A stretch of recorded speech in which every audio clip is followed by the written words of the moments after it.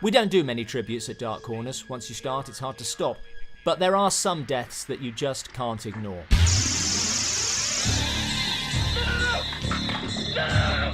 Wes Craven once said, "I think sometimes you might expect or want greater recognition, but to me it's a little like how French Impressionists felt about formal recognition. You know once you're a member of the Academy you never pose any danger or threat. I don't know if I'd like that." Well, at the risk of disappointing him, I think Wes Craven was pretty widely recognised as one of the most original and incisive directors of his generation. On the bright side, that never stopped him from being dangerous.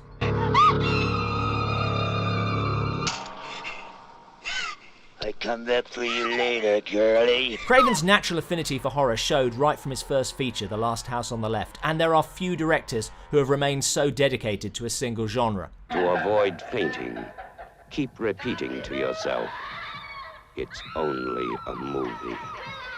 Only a movie. But Craven was more than a man who made us cower in fear on our sofas. He was one of a handful of men who changed the face of horror, repeatedly. As you can with directors like James Whale or George Romero, you can divide horror film into pre- and post-Craven.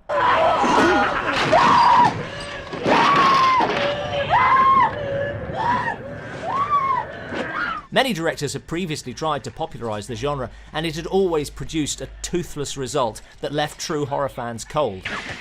Come to Freddy. Starting with Nightmare on Elm Street and reaching an apex with the Scream franchise, Craven managed to make mainstream horror with teeth intact. Films that delighted die-hard fans as much as regular moviegoers.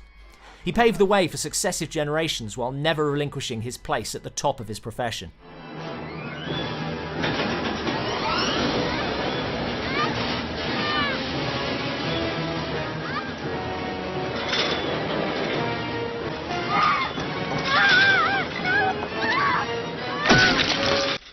For us at Dark Corners, two things define Wes Craven.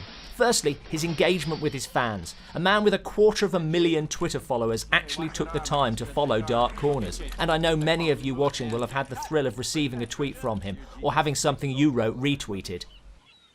However it happens when the story dies, the evil is set free. Secondly, Craven was a craftsman. A film like Red Eye was never going to change cinema the way his better-known films did, but it remains a personal favourite because it's just good filmmaking. It's been put together with the care and precision of someone who knew exactly what they were doing and with the passion of someone who cared about doing it. And that's a rare thing in the assembly line horror franchises of the last decade. Mark! Kill the baby! Above all, Craven had a passion for horror and loved to talk to people who shared that passion. We'll miss him. Cinema will miss him. Excuse me. Hello? I got a bad feeling about where this call is coming from.